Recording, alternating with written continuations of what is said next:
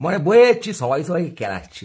কেসটা শুধু বলছে না কেলাবো, শাসক দলের গুন্ডা নেতা এখন শাসক দলের গুন্ডা নেতা, দে আর অ্যাট দ্য হাইয়েস্ট সিনারিও। শাসক দলের গুন্ডা নেতা তুমি যদি একবার হতে পারো না লাইফে, তোমার আর চিন্তা নেই, লাইফ ফুলফিলড। তুমি কয়লা গরু মোষ এসব পাচার করে, বালি পাথর এসব, মানে শিক্ষাগত যোগ্যতা। এখানে নলেজটা হচ্ছে তুমি গুন্ডামিটা করতে পারো কিনা, লাশ ফেলে দিতে পারো কিনা, হ্যারাস করতে পারো কিনা, বোম মারতে পারো কিনা, না পারলেও বলে তুমি ধমকাতে পারো কিনা যে বোম মেরে দেবো, ফেলে দেবো, উড়িয়ে দেবো। That's the technology. এখানে এই যে সরকার চলছে, বেসিক জায়গাটা হচ্ছে ভায়োলেন্স। ভোট আর্ন করতে হবে, শাসক দলের নেক নজরে তবে তুমি থাকবে, then you are at a high position, তোমার জন্য আইন ফাইন নেই।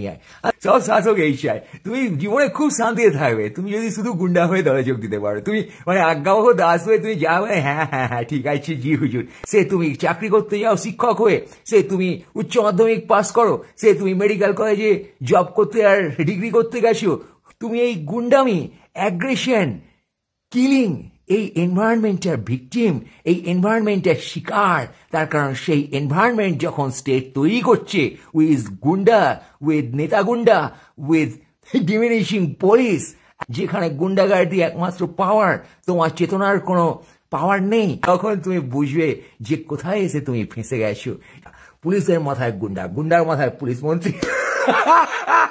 আমরা এখন সবাই জানি যে গুন্ডা ফুন্ডা পুলিশ মন্ত্রীকে একেবারে মা বউ তুলে খিস্তি হচ্ছে, টেনে হিসে মারতে মারতে নিয়ে আসতে হচ্ছে। অনেকদিন ধরে বলছি, হঠাৎ সব রেকর্ডে এসে গেছে, এই হয়েছে কেলো। রাজ্য সরকার এই যে তোমাকে আমাকে ভালোবাসছে, নাগরিককে ভালোবাসলে কি আর সরকার লেগেছে হয়ে যায়? এই ভালোবাসার গতি প্রকৃতি, হ্যাঁ